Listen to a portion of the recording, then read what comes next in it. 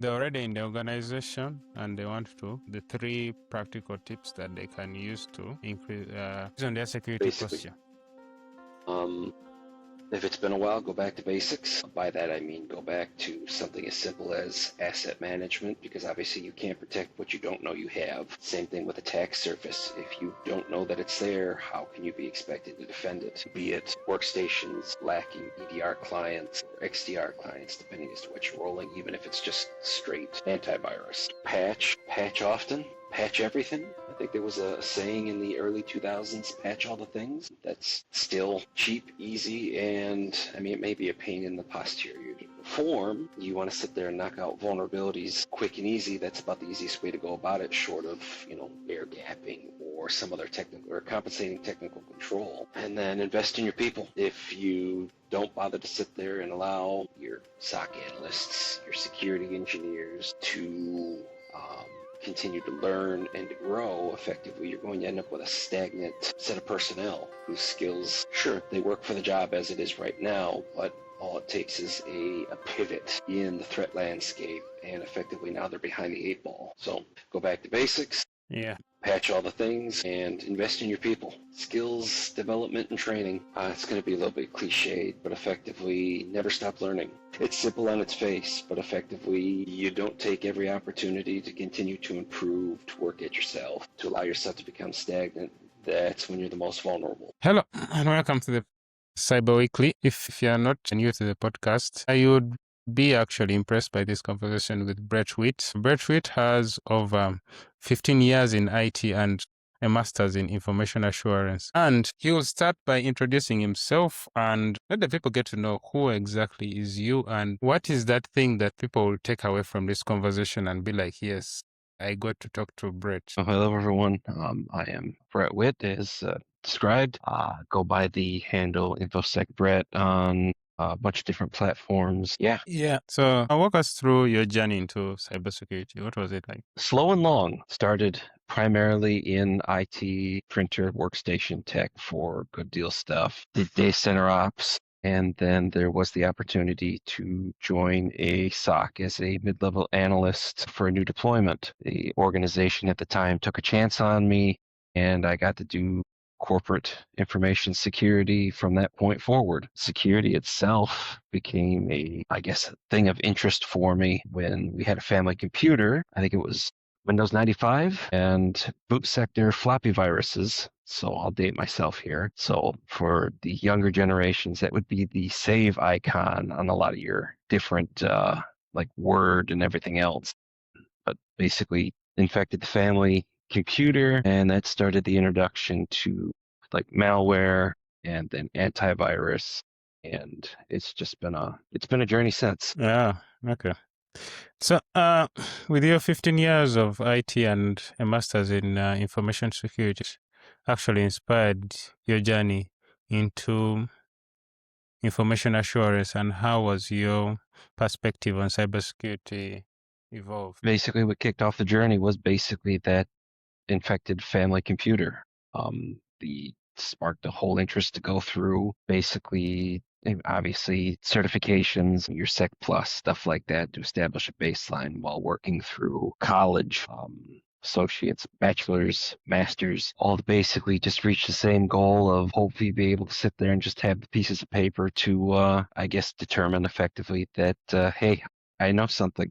I could be of help somewhere. And then, what do you mean in terms of prospect? So the last part of your question. Sorry, I didn't get you. How was your perspective on cybersecurity? How has it evolved? Okay, perspectives changed. I think it is just about anything that you start brand new, especially if it's in the corporate life. You're full of hope and dreams and determination and drive. And then as time goes on, you kind of get, I don't want to say beaten down, but you get grounded. You get formed into something else. You get a little bit harder. You realize that it's not all unicorn and rainbows. It's hard decisions in terms of priorities. Money is always the big thing. Return on investment. But basically, as time has gone on, effectively still optimistic in terms of a perspective, but rounded optimism. That's interesting. Many people hear actually the term information assurance but aren't sure what it means. How would you explain it, and why is it just as relevant today as cybersecurity? Well, effectively, information assurance is cybersecurity. Is basically just instead of focusing on the network or the endpoint, it is just more focus in regards to data, information. Where is that? What can be done to secure it? Anything else like that? I mean, my day-to-day still is security as a whole, but effectively, it's just like everything. It's all just about the data. Okay. Obviously, we can't live without data, especially nowadays in the day and age of big data and all that. How does it help in terms of assurance?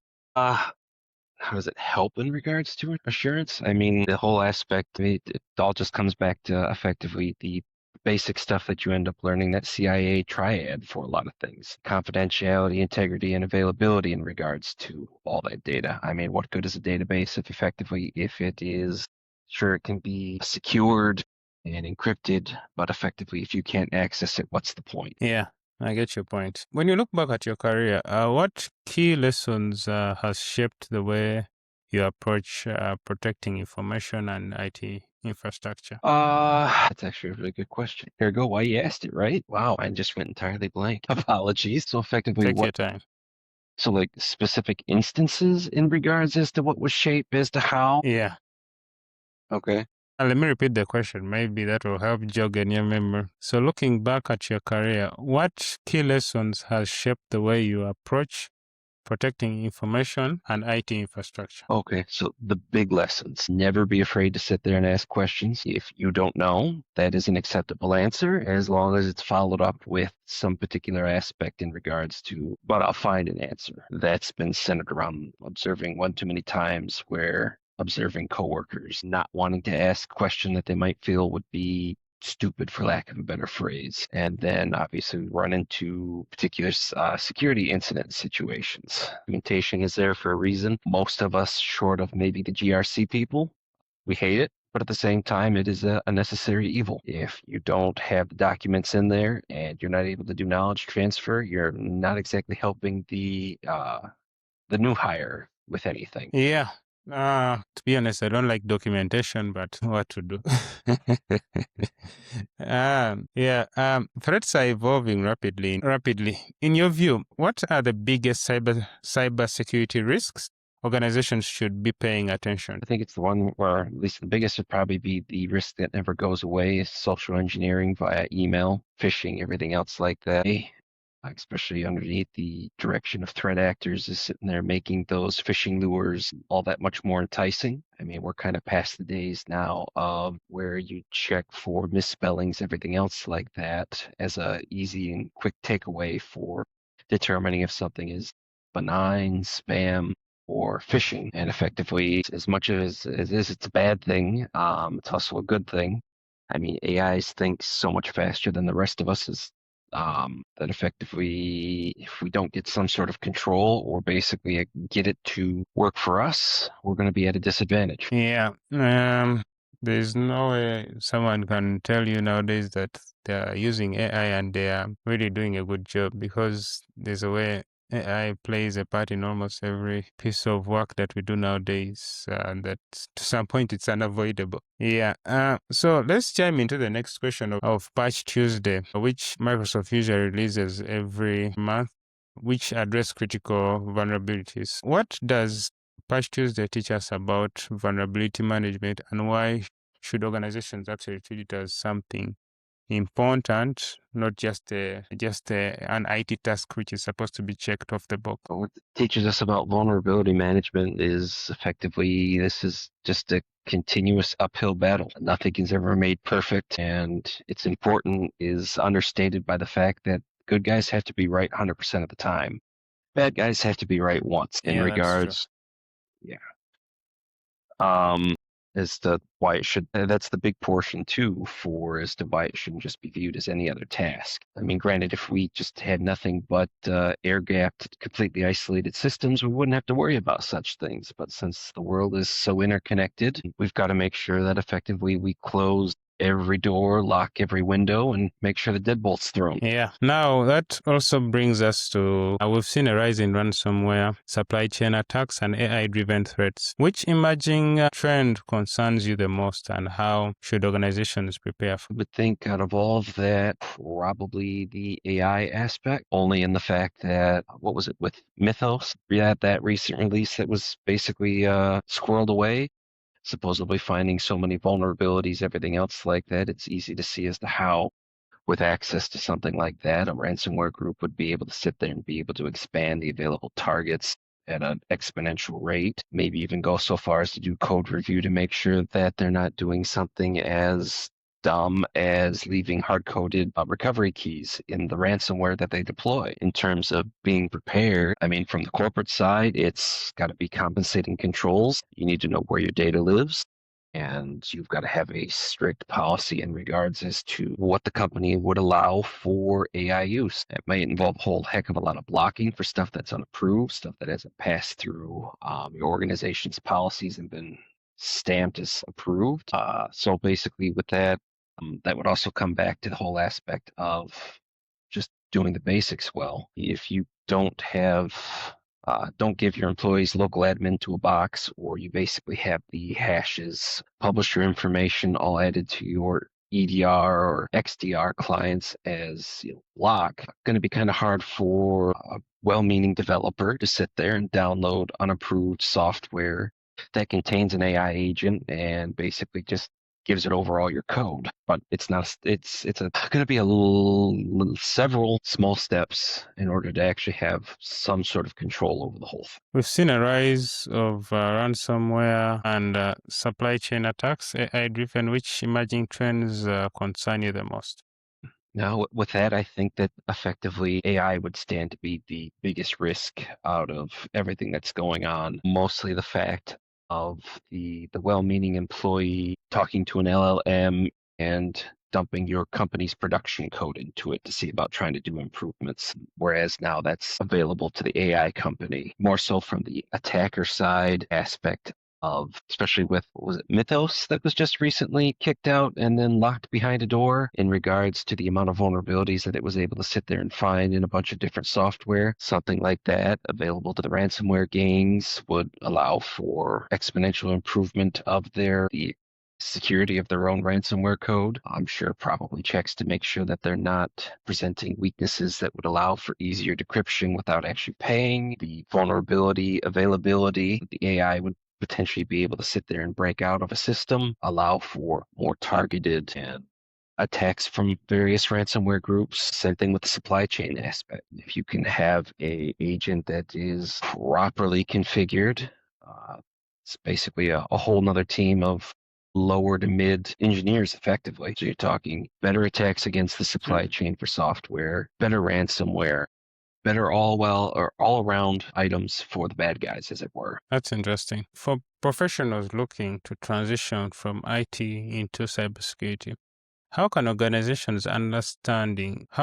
understanding of information assurance give them a competitive advantage? I think if you were to just leave it just to straight information assurance, since again it comes back to the whole aspect of cybersecurity, but with an information focus, not entirely sure as to whether or not that would actually give you a overall advantage. I suppose if the organization itself mandates that particular aspect, wanting that piece of paper from college to say that, hey, we want to focus on information assurance. Sure, that's the easy answer. Ultimately, though, I would think that, okay, somebody wants to make a transition IT to cybersecurity. It's your personal network. It's the fact that, okay, information assurance, assuming that it's a reputable college that's provided the program, should provide you with an actual base that you know a little bit more than the basics, and should be able to sit there, come in, and maybe outside of some process stuff, everything else like that, be able to hit the ground running. Okay.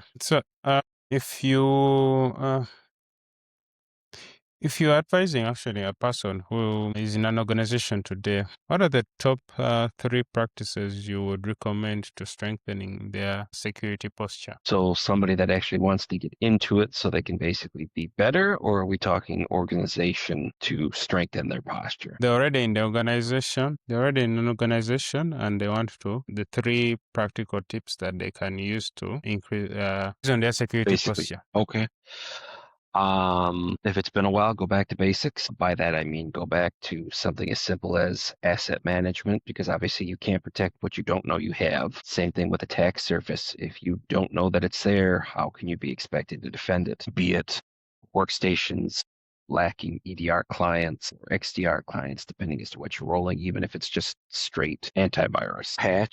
Patch often, patch everything. I think there was a saying in the early 2000s, patch all the things. That's still cheap, easy, and I mean, it may be a pain in the posterior form. You want to sit there and knock out vulnerabilities quick and easy. That's about the easiest way to go about it, short of, air gapping or some other technical or compensating technical control. And then invest in your people. If you don't bother to sit there and allow your SOC analysts, your security engineers to continue to learn and to grow effectively, you're going to end up with a stagnant set of personnel whose skills, sure, they work for the job as it is right now, but all it takes is a pivot in the threat landscape, and effectively now they're behind the 8 ball. So go back to basics. Yeah. Patch all the things and invest in your people. Skills development and training. Yeah. Okay. That's a very good takeaway.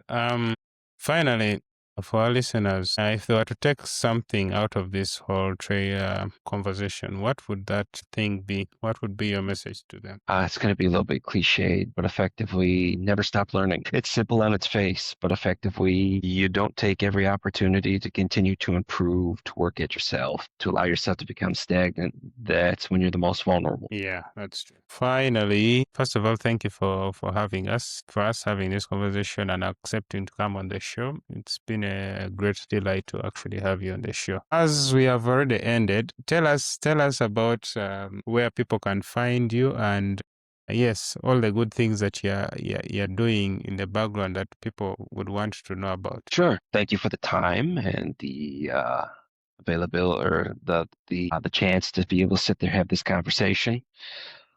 As where to find me, I'm underneath my moniker InfoSec Brett in all the different places. X should be able to find the YouTube channel, searching for that. That's usually the 2 biggest things if you're looking for me. Okay, I'll be sure to look out and we'll share all that in the show notes. Otherwise, thank you for coming on the show. And yes, it's been a great conversation. Thank you. See you all in the next episode.